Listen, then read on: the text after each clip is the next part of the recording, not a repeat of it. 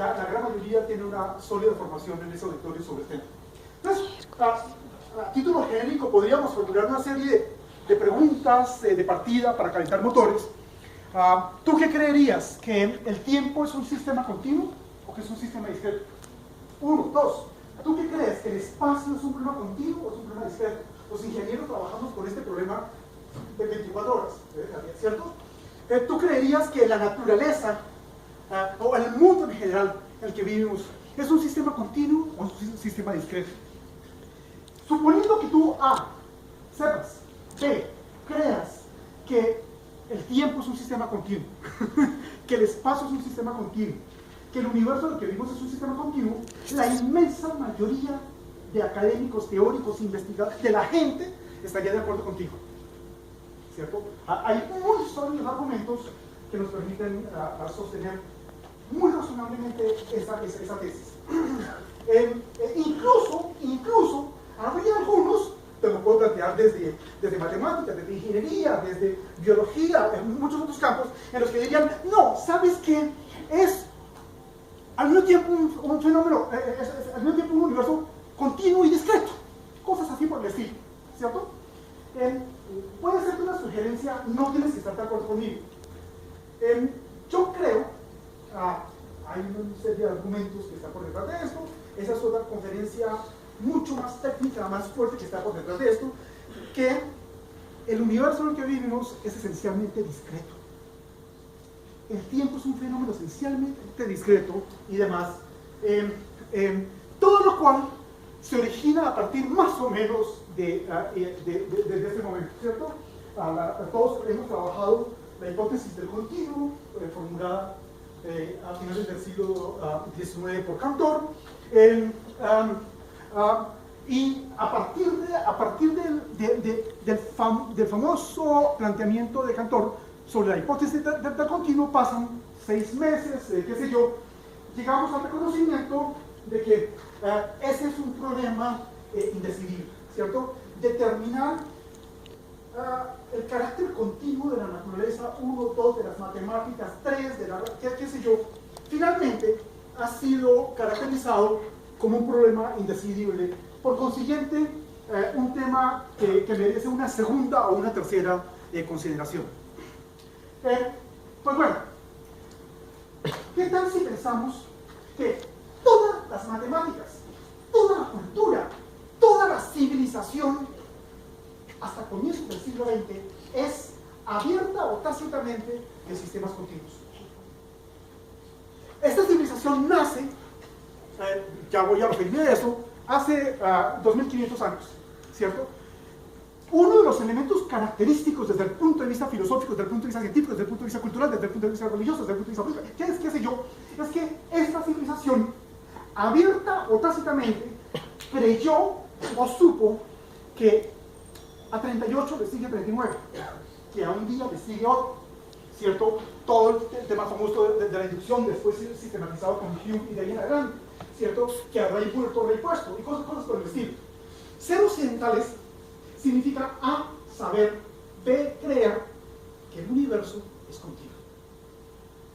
Hasta comienzos del siglo XX, ¿cierto? Pero antes de entrar en esta historia, quisiera, como un marco general, todavía no entramos en el tema, estamos calentando motores, en la introducción, qué sé yo, proponerte, en correspondencia con el título que leías al comienzo, una posibilidad de trabajo, ¿cierto? En el curso del siglo XIX, hasta el día de hoy, pero eso se ve mucho más claramente, culturalmente, en todo el siglo XIX, hasta bien comenzado el siglo XX, había 3 tesis fundamentales que permearon a todo el siglo XIX, ¿cierto? Cierra los ojos, piensa lo que quieras, Schopenhauer, Marx, Hegel, Feuerbach, Nietzsche, Freud, lo que tú quieras, me da igual, ¿cierto? Restauración, lo que tú quieras. Todo el siglo XIX, en el sentido más amplio y fuerte de la palabra, estuvo marcado por 3 tesis, por 3 problemas, por 3 posturas. El orden no importa. De un lado estaba la tesis de los que éramos fijístas. ¿En qué consiste el fijismo? El fijismo introduce la idea ya en el mundo moderno, prácticamente en el mundo contemporáneo, ¿cierto? Algún historiador diría el mundo contemporáneo arranca en 1789, algún historiador diría el mundo contemporáneo arranca con la Revolución Industrial, etc. Esta tesis que sostiene que en el mundo no pasa nada. Quiero decir, no pasa esencialmente nada. El hombre es así. Y se nos vende la idea de una naturaleza humana. Tango con cerveza, ranchera con aguardiente, lo que tú quieras. Siempre ha habido gente limpia, gente cochina, ¿cierto? Siempre ha habido alguien que sufre, alguien que sale, cosas como esas. La tesis del fijismo es que hay una naturaleza, una naturaleza humana, y 3, es estructural, esencialmente invariable. El fijismo, no tengo tiempo de leer, muere por la puerta de atrás en el curso del siglo XIX. Las dos posturas más importantes son, por el contrario, la del gradualismo y la del catastrofismo. Chisme. La más importante de todas las teorías hasta el día de hoy, hoy es 9 de junio, qué sé yo, la más importante de todas las teorías jamás desarrollada para explicar procesos, cambios, dinámicas, transformaciones, es la teoría de la evolución. No tengo tiempo, te podría decir que pensar en términos de complejidad es exactamente pensar en términos evolutivos, ¿cierto?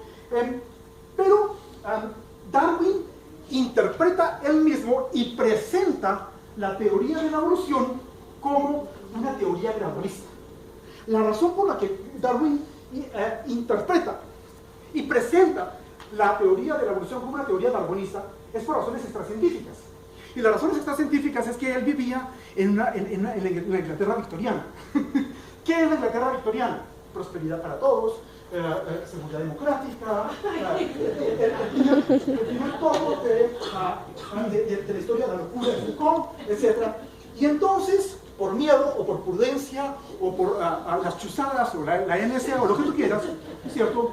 Yo, Darwin, interpreto y presento una teoría que es esencialmente catastrofista, no he dicho nada sobre eso hasta el momento, como una teoría gradualista. Y entonces, la gente, y ahí se nos meten cochinadas como Spencer y el social darwinismo, cosas como esas, interpreta la evolución como cambio, proceso y paso y avance, y cosas como esas. Pero la teoría de la evolución es esencialmente una teoría catastrofista. Desde luego que podría hacer referencia a otra gente, pero digamos, empezamos tarde, no tengo tiempo, podría hablarte de Cuvier, podría hablarte de la geología con Lyell y demás. Entonces, las dos supuesto fijismo, las dos teorías más importantes en todos los planos, político, jurídico, filosófico, científico, matemático, lo que tú quieras, son el gradualismo y el catastrofismo. Solo por razones pedagógicas, permíteme decir que el gradualismo se expresa en las reformas. Reforma educativa, reforma del código aduanero, reforma del código penal, cosas como esas. Y literalmente, las reformas son cambios en los fenómenos para que nada cambie. ¿Cierto? Por el contrario, la tesis más fuerte, pero que termina siendo por razones políticas, por razones científicas, por razones culturales, etcétera, desplazada a lugares secundarios, es el catastrofismo. Los representantes puntuales del catastrofismo son, ¿cómo se llama? Darwin, y eso lo vamos a aprender después cuando, gracias a Gould y a Eldridge, aprendemos el concepto de equilibrios puntuados, ¿cierto? La teoría de la evolución es, Gould, Eldridge, una teoría de equilibrios puntuados, no es una teoría, ¿cómo se llama? Gradualista. 2, gracias, lo mencioné, a Émile Cuvier, y 3, gracias a Charles Lyell. Pero el catastrofismo nunca después va a ocupar el primer lugar en la gran prensa, en el panorama científico y cultural. Te lo digo así de pasada. Verosímilmente, Marx era un catastrofista. ¿En qué consiste la tesis del catastrofismo? ¿Cierto? Hay cambios súbitos, imprevistos, irreversibles, hay cambios que son dramáticos, hay cambios que son carentes de control Y entonces, en contraste con la tesis del gradualismo, ¿cómo se llama? El catastrofismo sostiene que los cambios al espacio, los cambios verdaderamente significativos en cualquier plano, son eso, cambios impredecibles, incontrolables, irreversibles y demás. Chisme. Ahora chisme. Complejidad, 2 puntos. Las ciencias de complejidad son una teoría catastrofista, no en absoluto. Y como es chisme, entonces te digo, el establecimiento, hoy ya nadie habla así, pero nosotros los sociólogos de los años 60 hablamos de esa manera, ¿cierto? El establecimiento ya cooptó al pensamiento complejo moral. 1, 2, el establecimiento ya cooptó a los enfoques sistémicos en todo sentido de la palabra. Y ya cooptó a la cibernética. Y la cibernética, los enfoques sistémicos y el pensamiento complejo, ¿cierto? ¿Cómo se llama? Es el desplazamiento o el rechazo de abierta o tácitamente posturas catastrofistas. Y son blandos, pero realistas. Eso no es importante, eso simplemente como un chiste, ¿cierto? Entonces, puedes demorarte aquí en parte de segundos, tenemos, digamos, algunos puntos en común, algunos rasgos claramente diferenciadores, ¿cierto? Sobre sí, y te lo digo con mucho respeto, ¿cierto? O bien, los cambios son puntuados, equilibrios puntuados. En el contexto de la termodinámica del equilibrio hablaríamos de sistemas alejados del equilibrio. En el contexto del caos hablaría de sistemas al filo del caos. Todos esos son metáforas, no son conceptos, ¿cierto? O bien, cambios que son graduales, que son paulatinos, que no son los... Cosas como esta. Aquí eso se llama ingeniería clásica, eso se llama gestión, eso se llama administración, todo ese tipo, sí, ingeniería convencional, todo lo que tú quieras es... ¿Cuál es el concepto que permea a toda la ingeniería? 1, 2, y que permea a toda la administración, el concepto de control. Los ingenieros somos controletas, como a las mujeres no nos gustan los hombres, ¿cierto? Somos controladores, ¿sí? ¿Cuál es el espacio? La ingeniería clásica. Es ingeniería del pasado, ¿cierto? Más o menos en este contexto se inscribiría el marco genérico. Permíteme, por favor, mostrarte. De manera puntual, por lo demás, ese es uno de los pocos cuadros que Picasso no firmó. Ese es un Picasso. Entonces, una manera pedagógica para quienes a veces no recordamos la cosa, ¿qué consiste un sistema continuo? Yo pongo el lápiz en una hoja de papel y sin levantar el lápiz trazo una figura. Ese es un sistema continuo, esa es una dinámica continua, ¿cierto?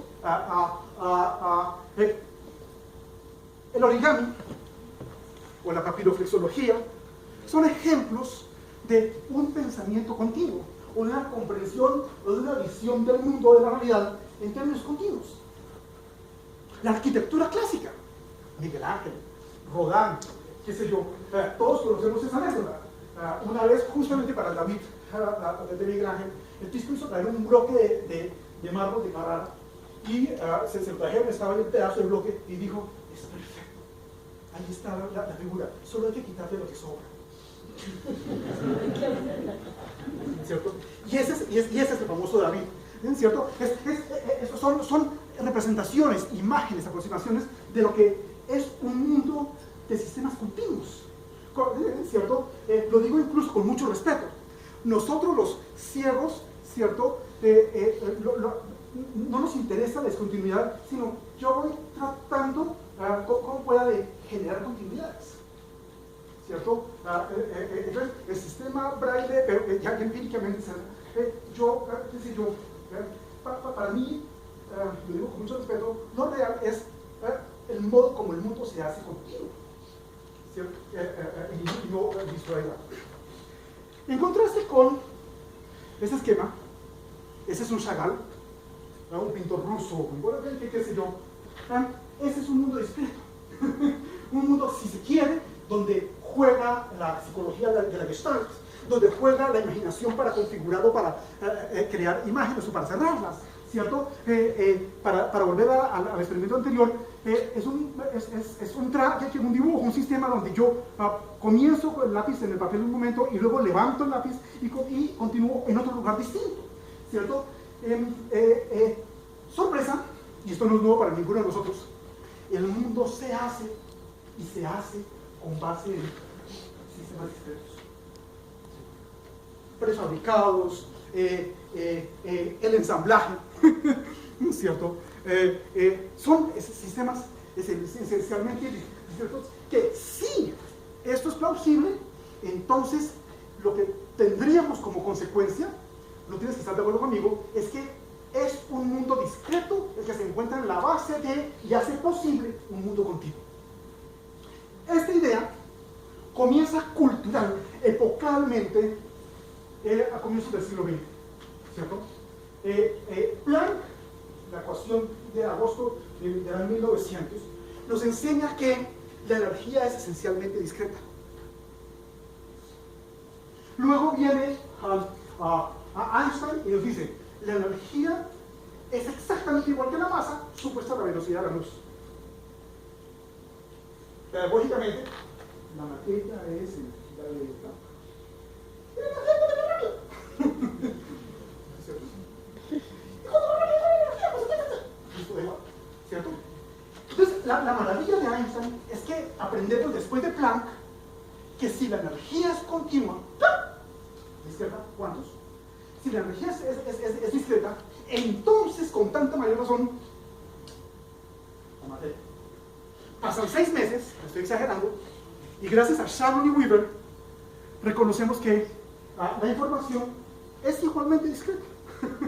Si me sigues hasta aquí o voy muy rápido. No, sí, eso. Sí, ¿cierto? O hay un poco de ruido, no sé si estoy tartamudeando.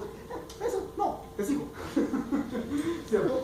Y a fortiori, desde luego, cuando incorporamos elementos de información cuántica y demás, ¿cierto? Entonces, lo que te quiero decir es que estos son los temas gruesos que nos permiten reconocer que por primera vez en la historia de la humanidad, física cuántica, teoría de la relatividad y sus derivaciones, física atómica, física nuclear, etc., y teoría de la información en el sentido clásico, Shannon Weaver, o en el sentido contemporáneo, Surek, Chaikin, todo lo que tú quieras, vivimos en un mundo esencialmente discreto. Esto plantea para mí, que soy estudiante, o para mí que soy profesor, un problema enorme. Yo vengo de ahí. Esa práctica se lo digo. No sirve para nada, perdóname, para nada. Estudiar cálculo y límites y funciones, todas las cochinaditas. Esa práctica se perdió, ¿cierto? Lo digo como una metáfora militar. Esto es para lo que nosotros los militares, de este bando o de este otro, sería estudiar las guerras médicas o públicas. Hoy una guerra no se gana estudiando las guerras médicas o públicas. ¿Sí? No, y entonces Elena fue raptada y el caballo era... ¡Coño! ¿Sí? Es exactamente la misma cosa, ¿cierto? Esta es literalmente matemáticas del siglo XIX. Un par de semanas más, un par de semanas menos. Esta es la forma como trabajábamos, explicado, qué sé yo. Ay, sí, es un mundo continuo. Cosas más. Por el contrario, y esto tampoco es nuevo para la mayoría del auditorio, nos interesan los conjuntos parcialmente ordenados. La teoría de probabilidades discretas. Ay, no, hay probabilidad subjetiva u objetiva. Y tal. Ay, por favor. ¿Cierto? Análisis de matrices. Ay, no, desmandar. ¿Cierto? Conjuntos extremos. ¿Qué sé yo? No tienes que estar de acuerdo conmigo. Toda la matemática contemporánea y de punta es matemática de sistema. Toda. ¿Cierto? Entonces, los que tenemos alguna formación más sólida, por ejemplo, en sistemas, todas las matemáticas de los sistemas computacionales son como ese tipo de cosas, ¿cierto? Sí, no, ay, no, pues yo con ecuaciones diferenciales de primer grado y de segundo grado voy a hacer cosas, ¿sí? Sí, lo que tú dices. Pero hay un capítulo reciente que tú manejas. Hay un capítulo novedoso, son dos presentaciones diferentes, grafos, hipergrafos, cascadas de errores, problemas de ordenamiento, ordenación, ciertos problemas de numeración, cosas como esas, que tienen que ver A, con sistemas, B, con problemas, C, con comportamientos que por primera vez en la historia de esa humanidad. Si esto tiene sentido, entonces, si me permites, podemos entrar al tema que me interesa compartir contigo, ¿cierto? Entonces, hay una asunción que si quieres después en el diálogo, en el debate, lo que sea, podríamos profundizar. La asunción de lo que te voy a presentar es una postura personal que no tienes que compartir conmigo. Y es justamente esa, en contra de la magnífica mayoría de científicos, académicos, investigadores, ingenieros, matemáticos, biólogos, antropólogos, sociólogos, etc. El universo que vivimos tú y yo es discreto. A eso, con mucho afecto, me referiría con que, suponiendo que tú creas o sepas que el universo que digo es contigo, la inmensa mayoría estará contigo. La inmensa mayoría, listo, da igual. Yo, digamos, puedo, insisto, esa es otra charla un poco más técnica, ¿cierto? Explorar más en detalle cómo se llama, en qué consiste la articulación, la lógica y demás de matemáticas de sistemas. Y entonces, genial. Hay un tema reciente. Quizás el primero de esos caballeros que nos enseña a pensar esto es un tipo muy importante que se llama Jared Diamond, ¿cierto? Diamond es tal vez de los primeros historiadores, teóricos, investigadores, qué sé yo, que se dedica a estudiar no cómo surgen los fenómenos de las sociedades, no cómo evolucionan o cómo se desarrollan, no qué vicisitudes tienen.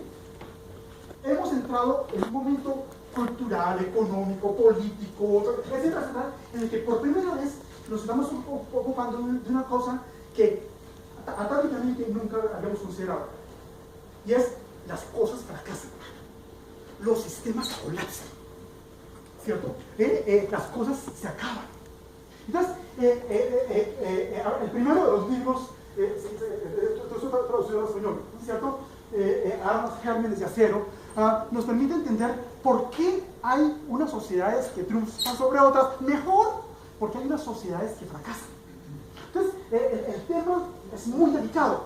No solamente se equivoca el individuo, el derecho es bestia, ¿sí? El derecho, probablemente el derecho positivo es bestia, porque solo, porque está prisionero de la tesis del individualismo ontológico, ¿cierto?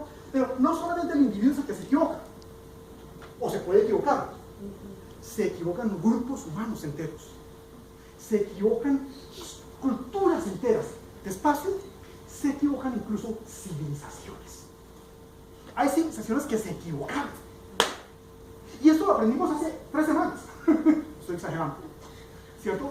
Este texto es maravilloso, ¿cierto? Eso, cómo las sociedades escogen quién va a escoger fracasar. ¿Cierto? Gracias a, seguramente el primero, incluso los economistas, y es solo un ejemplo, caída libre, además es mecánica clásica. Caída libre, rozamiento, movimiento uniforme acelerado, etc. Estamos en una, según Stiglitz, una caída libre, qué sé yo. Y caída libre significa esto no lo para nadie. En el contexto de la mecánica clásica, ¿cierto? Hay alguna fuerza, listo, da igual, ¿cierto? La historia, la economía, este es un complejólogo muy importante. Solo los que trabajamos complejidad en diálogo con teoría de la evolución o sistemas sociales lo conocemos. Paul Merot es un complejólogo de primera línea, Ese texto, lástima, ya va siendo viejito, desde el 2003, ¿cierto? No ha sido traducido al español todavía, ¿cierto? ¿Por qué la mayoría de las cosas fracasan? ¿Cierto? Y el subtítulo es muy sugestivo. Tú ya adivinarías, ¿cierto? ¿En qué dirección va? Hay fenómenos de extinción. Si yo fuera paleontólogo te lo diría. Lo que nos interesa son fenómenos de extinción masiva, no los fenómenos de extinción puntuales, ¿cierto? Los temas preocupantes desde el punto de vista intelectual, político, sociológico, económico, histórico, etc., es lo que en paleontología se llama extinciones masivas. Que haya gente que muera, que haya empresas que se cierren, que haya... Eso finalmente puede ser preocupante, pero no es el motivo central. El motivo central es por qué suceden, cómo suceden extinciones masivas. Y un ejemplo de eso, repito, son sociedades, culturas, partidos políticos, civilizaciones que masivamente se equivocan. Entonces, hay gente que ha venido metiéndole muela a este tipo de cosas y esta es una característica de complejidad que no escapa a su formación, para recientemente llegar a la idea de que existen cascadas de errores. Particularmente en el contexto de redes complejas, dos, relativamente al estudio de cómo se llama leyes de potencia y demás, tú y yo hemos aprendido el hecho de que hay cascadas de errores. Ese es un ejemplo puntual, ¿cierto?, de una cascada de error en el que hay una endotoxina bacterial, se produce un colapso hemodinámico, podrías explicar, ¿cierto? Hay una falla aguda renal, hay un choque, etc. Colapsó el paciente, ¿cierto? En un caso particular, que es el que tenemos. Entonces, desde la biología, de la economía, de la historia, qué sé yo, es un tema reciente, y es que, hemos aprendido que no solamente existen los errores. Un error humano es que quien no es humano, y cosas de esas pendejadas, ¿cierto? Sino que un error conduce a otro. Y un error conduce a otro espacio, complejidad, en una flecha del tiempo que que puede estar marcada por la irreversibilidad. Ese es un tema serio de estudio. Es un tema serio de estudio, digamos, al que la mayoría de los complejólogos no nos hemos dedicado. La infinita mayoría de los complejólogos no nos hemos dedicado a ese tema, ¿cierto? Entonces, quisiera tomar como caso de estudio, porque eso es más próximo que tenemos, la civilización que tú y yo tenemos. Entonces, la idea que te quiero regalar, pues, sí, ni siquiera te la regalo. ¿Sí? Como cuando uno va por la calle, le dan papelitos y ahora ¿qué hago yo con esta vaina? Es que Occidente es una civilización enferma. Y el problema no es del capitalismo, el problema no es de la sociedad de mercado, el problema no es de los mecanismos de regulación, el problema no es de la crisis de valores, el problema no es de diversidad sexual. También pon el ejemplo que tú quieras, te cojo a besos y abrazos. El problema más de fondo, mucho más estructural, es que Occidente, ella se equivocó totalmente. Entonces, hay un historiador muy importante, es español, a pesar de eso es bueno, que este tipo trabaja en Oxford, ¿sí? Fernández Armesto, es un tipo muy interesante, o un profesor de Columbia, este texto sí está traducido al español, ¿cierto? La traducción es del amanecer a la decadencia. Por ejemplo, Barzán, que es un historiador de la cultura, que no sabe complejidad, no sabe política, qué sé yo. El tipo dice muestra cómo la semilla de la decadencia estaba desde los orígenes del Renacimiento por parte de la modernidad. No me lo creas, es un bojote así, ¿cierto? Yo ya hice la tarea por ti. Son algunos de los referentes rápidos que nos permiten ilustrar que esta civilización, ¿cuándo nace esta civilización? ¿Cierto? Esto ya está perfectamente notariado. Notaría 38, tomo 6, folio 35. ¿Cierto? Esta civilización nace en el siglo V antes de la era vulgar, nace después de la tiranía de los 30, con el acceso al gobierno de Solón y Pericles, la llegada de la democracia y toda la historia que nos conduce hasta el día de hoy. Esa es esa civilización, ¿cierto? Y yo creo que la crisis no es de Santos, la crisis no es de Sarkozy, o no es del PP, o del healthcare gringo, lo que tú quieras. Sí, además y fundamentalmente es una crisis estructural. No me gusta esa palabra, sistémica, compleja, ¿cierto? Entonces,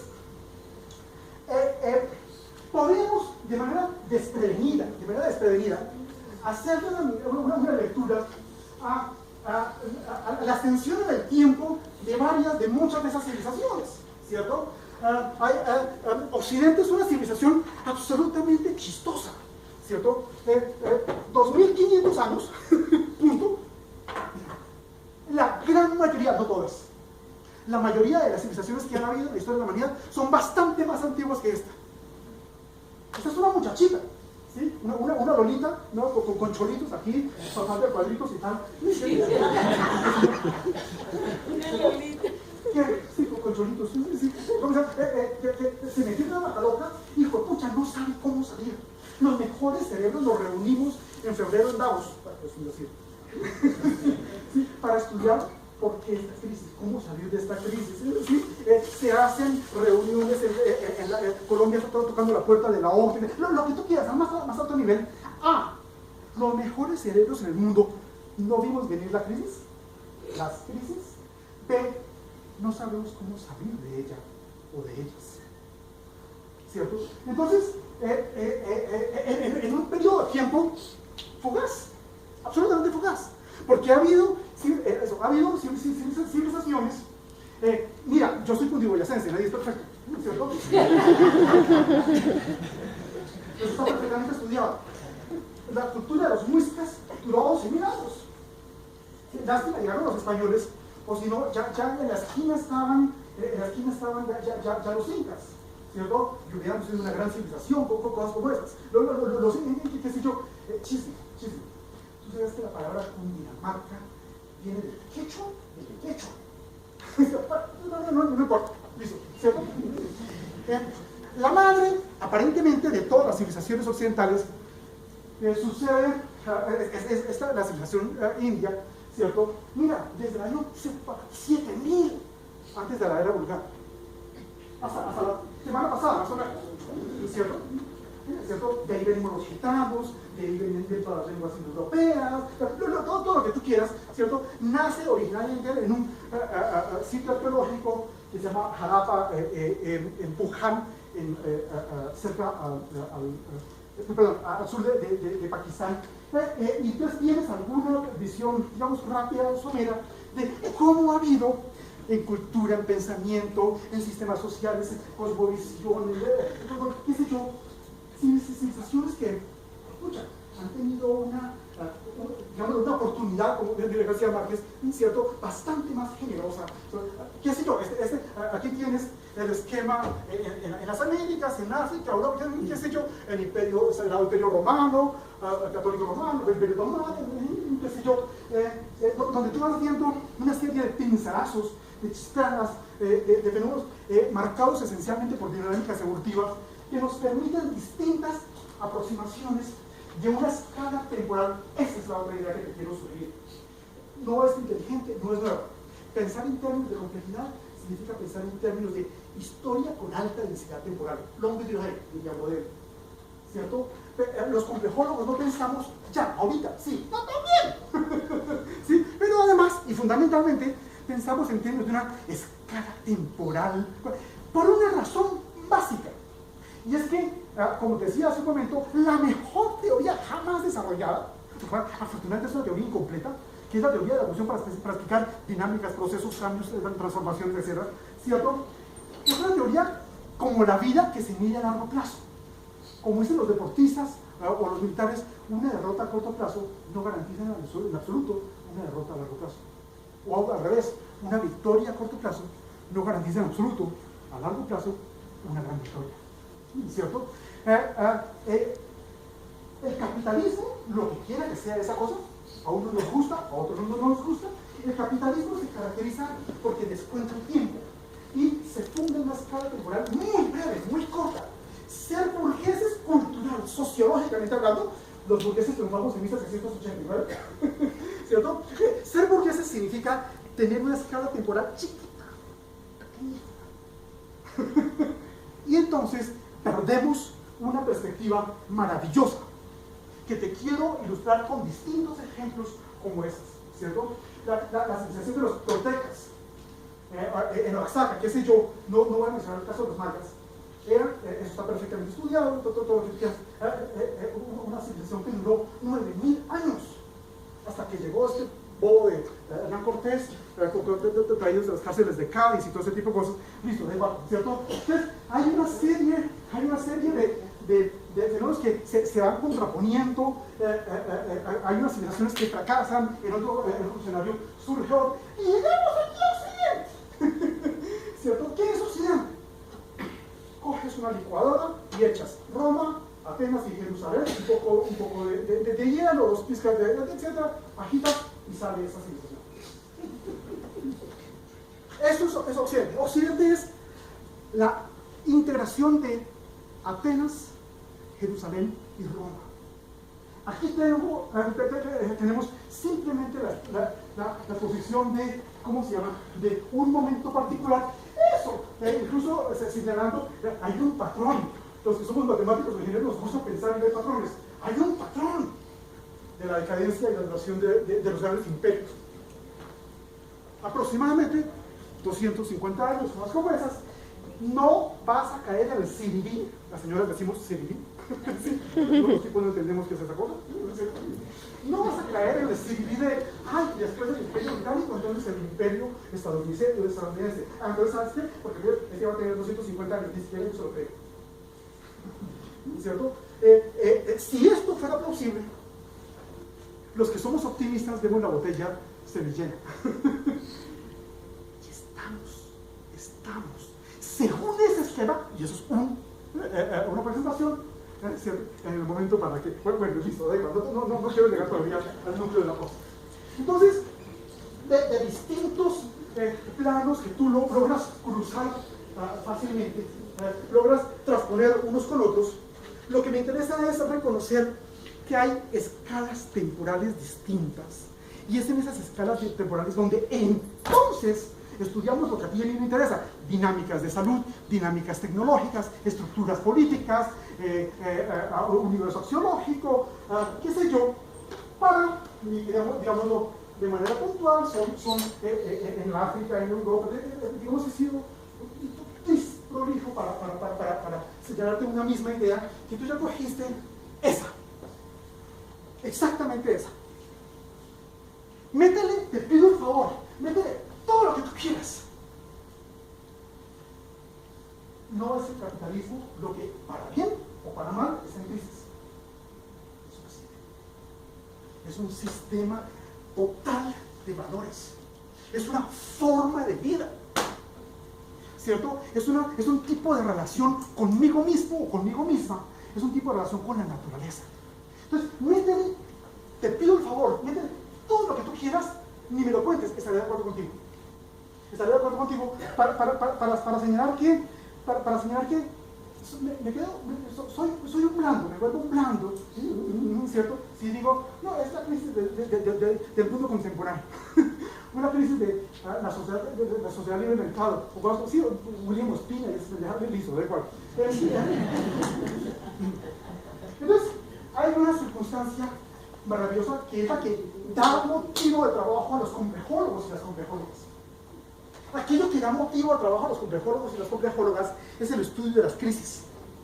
Por eso hablamos de punto crítico, de estado crítico, de puntos de bifurcación, de transiciones de fase de primer orden, transiciones de fase de segundo orden. Mientras no haya crisis, los complejólogos estamos desempleados. Pero la maravilla es que los complejólogos trabajamos A, porque la crisis está ahí; B, porque no está ahí, pero puede llegar; C, porque no está ahí, pero podría tener lugar. Y entonces por eso trabajamos con una categoría maravillosa que los complejólogos duros, de camiseta dura, conocemos muy bien, y es con espacios de configuración. 2 puntos. Pensar en complejidad significa pensar en todas las posibilidades. Al final vamos a volver sobre eso, ¿cierto? Pensar en complejidad significa pensar en todas las posibilidades. Y la manera puntual de decir todo, en todas. Nadie que no piense en todas las posibilidades lo piensa bien. ¿Cierto? Este pucho sistema allá afuera me reduce a mí a pensar lo urgente, lo necesario, lo primero, o priorizar, o jerarquizar y todas las cosas, pero no pensar todas las posibilidades. ¿Cierto? Entonces, ¿la gente qué hace? La gente optimiza, prioriza, maximiza, ese tipo de cosas. No estoy pensando bien. Entonces, el espacio de trabajo, en cualquier campo de trabajo, el espacio de trabajo en complejidad es el espacio de configuraciones. 2 puntos. Todas las posibilidades. Y entonces, eso es lo que tenemos hoy en día. Lo que tenemos hoy en día es una serie de crisis. ¿Cierto? La razón por la que los mejores cerebros del mundo no vimos llegar a la crisis, y los mejores cerebros del mundo no sabemos cómo llegar a salir de la crisis, es porque esas crisis están entrelazadas. Crisis social, crisis económica, crisis financiera, crisis sexual, crisis ambiental, crisis de valores, crisis política. Háganme la lista que tú quieras, toda lista es incompleta, estaré de acuerdo contigo. Y esas crisis, además, se implican unas con otras. Esas crisis se entrelazan de alguna manera unas con otras, ¿cierto? Entonces, la crisis actual que tenemos, A, es sistémica y B, es sistemática. Y esa crisis sistémica y sistemática se encuentra ya desde los orígenes de esta civilización. Lo que estoy haciendo es, en biología, una epigénesis. ¿Cierto? En biología estoy haciendo una epigénesis, ¿cierto? No es que yo nací bien, como Rousseau, el hombre nace bueno y la sociedad lo corrompe. Yo era muy joven. Dame la oportunidad, que yo era muy joven y pues me metí en esto y me quedé gustando. ¿Cierto? ¡Ups! ¿Quién no es perfecto? ¿Cierto? No. El Occidente es una... Ojo, porque voy a hablar de medicina, ojo, porque voy a hablar de biología. Occidente es congénitamente una civilización enferma. Congénitamente una civilización enferma, ¿cierto? Y entonces hay un elemento que sirve al mismo tiempo como origen y al mismo tiempo como expresión de esa cosa, que es, ¿cómo se llama? Los cambios alimentarios, ¿cierto? Cada punto, aquí no lo tienes, ¿sí? Marca la distancia de 20 años, cosas como esas. Aristóteles, lo que hemos leído de Aristóteles, perdimos el tiempo en esas cosas. ¿Cómo se llama? Ya estaba escandalizado por la deforestación de la Grecia antigua, cosas como esas. Entonces hay un elemento que ha acompañado, pensar en causalidad es cualquier cosa menos pensar en causalidad. Primera nota de pie de página, tal vez la única nota de pie de página. Yo te suplico un favor, los complejólogos no creemos en la causalidad. No existe causalidad, porque en muy buena ciencia, la causalidad solo opera a nivel local, B, bajo condiciones controladas. Entonces es multicausal, entonces análisis multivariado.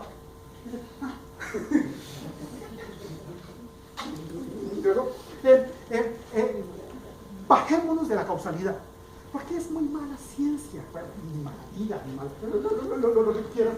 Entonces, no estoy pensando en términos de la causalidad de los cambios del medio ambiente, la primera de las expresiones gracias a las cuales aprendemos el concepto de entropía calórica, cosas como esas, ¿cierto?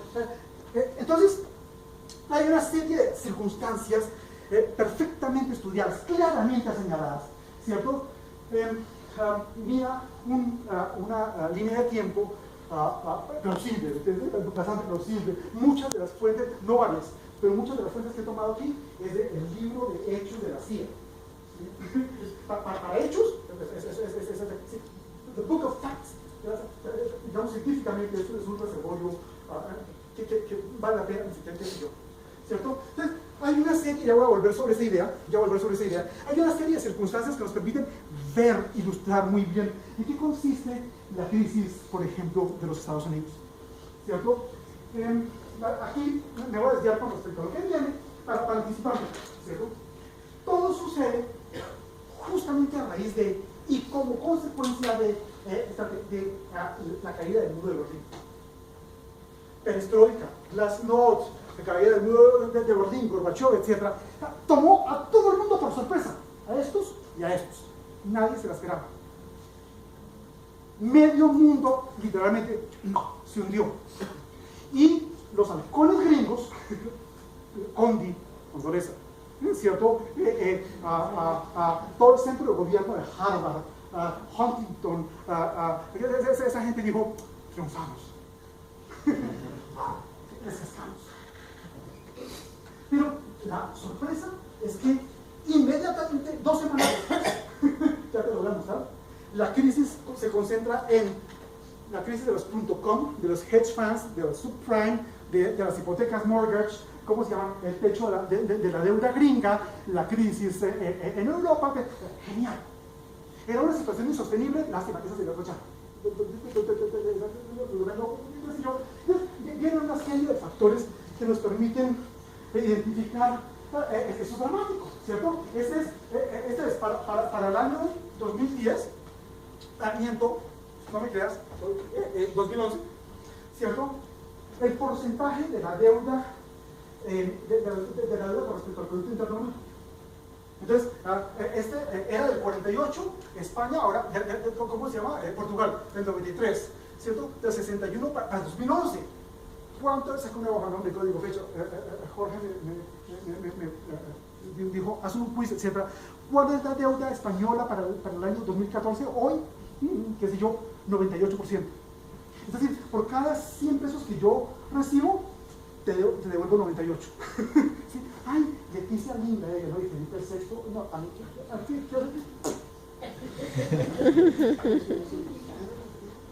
como dicen, 144% de la deuda crece.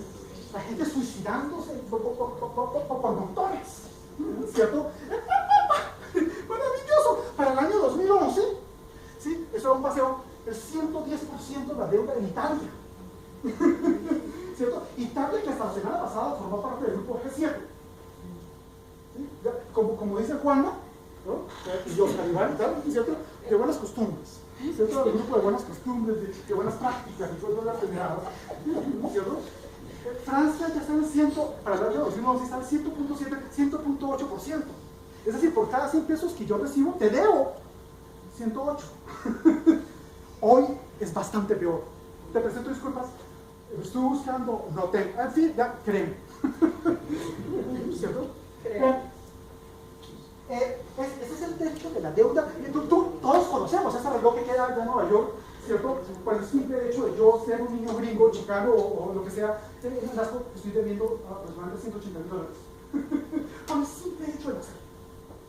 $180,000, qué sé yo, el techo de la deuda. Y entonces, genial, no, entonces, ¿para qué es como un presidente? La gente racista, ¿cierto? Eso fue presidente, porque el fisco logró subir el techo de la deuda como 1 centavo. De los que sabemos, ayudarle a morir. Ayudarle a morir es lo mejor que podemos hacer con un enfermo que ya dio lo que dio, ya hizo lo que podía. ¿Cierto? Sí, aún van a haber coletazos, evidentemente. Además por una circunstancia absolutamente única, y es que de todas las civilizaciones habidas en la historia de la humanidad, esta es la primera, esta es la única que nos condujo a la globalización, internacionalización, a la mundialización, qué sé yo, mejor, en términos mucho más puntuales, a un mundo diferente de su ser. ¿Qué significa eso? Justamente, la crisis de la civilización occidental es una crisis compleja, aguda, crónica. Es una crisis sistémica y sistemática. Y frente a un enfermo con enfermedad planetaria, lo mejor, no quiero anticipar cosas, inmediatamente, ¿cierto? Entonces en este marco, en este contexto, yo te rogaría un favor: sospecha de los movimientos milenaristas. Un caballero conspicuo de los movimientos milenaristas, ¿cómo se llama? Es Al Gore. No lo leas, no veas el video, científicamente es muy malo. Uno, científicamente es muy malo, científicamente. Y dos, ¿cómo se llama? Políticamente está cargado. ¿Cuál es el discurso de Gore? El discurso de Gore es: hay una crisis medioambiental, si no hacemos cosas, nos vamos todos. Lo que Gore olvida, varios de los libros de historia que te mostraba, 1 y 2, tú ya lo sabes, es que toda élite, cuando ve llegar el final suyo, confunde al final propio con el final de todos. ¿cierto? Hay un texto maravilloso de los mejores libros que alguna vez, que se llama En pos del milenio, ¿cierto? De Icon, En pos del milenio, que es el mejor estudio de lejos. Eso está traducido en la alianza editorial, igual, ¿cómo se llama? De las características culturales, psicológicas, de lo que son los movimientos milenalistas. Y hay movimientos milenalistas. Este caballero es uno de esos representantes del movimiento milenalista. Ese movimiento milenalista se expresa, por ejemplo, en cosas como estas. Que los comunistas los viejitos que los cojan confesados. ¿Sí? Estamos llevados, ¿cierto? Hay una función estadística y todo milenalismo, despacio, porque eso es importante, todo milenalismo siempre asume que su final es el final de todos. Eso es lo que nos hace nosotros milenalistas, ¿cierto? Con múltiples ilustraciones, qué sé yo. Tú eres bastante más sensible que yo, entonces lleno de contenidos. Eso se expresa, son expresiones, no son causas. Cosas como el sobrepeso, ¿cierto? Nosotros los nutricionistas, bueno, las nutricionistas, porque hay que hablar de masculinas y femeninas, ¿cierto? Las nutricionistas diríamos, ¿cómo se llaman? El sobrepeso y la obesidad es la sobrealimentación de los malnutridos. Comida rápida, cosas como esas, ¿cierto? Todos los temas de inequidad, todos los problemas de sistema de violencia sistémica y sistemática en toda la línea de la palabra, ¿cierto? El hiperconsumismo, cosas como esas. Con un elemento dramático. Todo Estados Unidos, que lo vamos a mostrar, todo Japón y toda Europa tiene una tasa de natalidad inferior a cero. Biológica, demográficamente, eso se llama una tasa de natalidad por debajo del reemplazo. Nosotros los jóvenes gringos, nosotros los jóvenes europeos, no nos estamos reproduciendo porque no creemos en el futuro. Claro, eso no significa todos como curíes, en fin, no, eso es otra cosa. Y eso es en serio, sospecha del maltusianismo. Que detrás de esa cosa no se nos vaya a meter el maltusianismo. Uno, porque científicamente es muy, muy débil. Y dos, políticamente es muy proclive al fascismo. Pilas al maltusianismo, ¿cierto? Entonces, tenemos sociedades, culturas que no creen en el futuro. No creen en el futuro significa vivamos el momento. Uy, qué locura. No, vivamos el instante y ya. Y después, no, uy, pues eso no tenía un momento de locura, ¿no? Ese tipo de... ¿cierto? ¿Quiénes nos reproducimos en Europa y en Estados Unidos? Los africanos, los chicanos, los suracas, qué sé yo, por un elemento precioso, ¿cierto? Tienes, mira, eso es un hecho, ¿cierto? Una cultura que tiene reemplazo, reemplazo generacional, reemplazo político, qué sé yo, hay iglesias que no tienen relevo generacional, hay partidos políticos que no tienen relevo generacional, hay ejércitos que no tienen relevo generacional, hay equipos deportivos que no tienen, y así sucesivamente, ¿cierto? 2.1 estadísticamente. ¿Sí? Bueno, y el uno que no, si yo tengo una canita, otro día te cuento. Todos los países nórdicos de naranja, los países de la OCDE, ¿cierto? Chao. Por un elemento, abandona todo lo que yo sigo, me hago esta nueva civilización. Ya está entre nosotros. ¿Sí? Aleluya, hermano, si me ven que se ¿cierto? Hay elementos razonables, verosímiles, que nos permiten pensar que este es el esquema que podemos razonablemente considerar en contraste con este otro. La trampa de ese otro es que yo pensaba en el final de un sistema para el comienzo del otro. Ahí entra muy mala ciencia, poder contra poder, cultura y contra cultura, no sé qué cosa y contra cosa, ay, modernidad y posmodernidad, todo lo que tú quieras, ¿cierto? Como si entonces se muriera una cosa y tenía que esperar yo ya me estoy preparando, ya hay gente que se está preparando, literalmente, para lo que sigue después de Occidente. Con polvo a tierra, la microhistoria lo enseña. Los historiadores lo sabemos. La microhistoria es un campo reciente de la historia que nace en 1991. La etnografía, sistemas de autogestión aquí y allá, las bioregiones. Venezuela tiene 18 bioregiones, funcionan bien o mal, me da igual, ¿cierto? Sistemas de trueque, sistemas de intercambio, formas alternativas de comunicación, sistemas alternativos de educación, ¿cierto? El derecho alternativo, ¿cierto? Punto. Tú métele. Pero muy razonablemente, yo debería saber algo de sociología urbana y sociología rural. Y yo veo, en serio, gente que ya no piensa, ya no vive, ya no se organiza como los occidentales. Y si esto es plausible, entonces este esquema cobraría todo sentido. Hay una sensación que está muriendo, pero yo no tengo que esperar la muerte suya, ni desde el punto de vista intelectual, ni desde el punto de vista, qué sé yo. La consecuencia de esto es entonces, te das cuenta, que pensar en ciencia de la complejidad significa pensar lo real, en cualquier acepción de la palabra, lo posible e incluso lo imposible. A esto hacía referencia con el concepto de, ¿cómo se llama?, del espacio de configuración. Te podría hablar de jerga, pero tú lo conoces bien, posibles adyacentes, transiciones de primero, transiciones de segundo orden, modelamiento y simulación.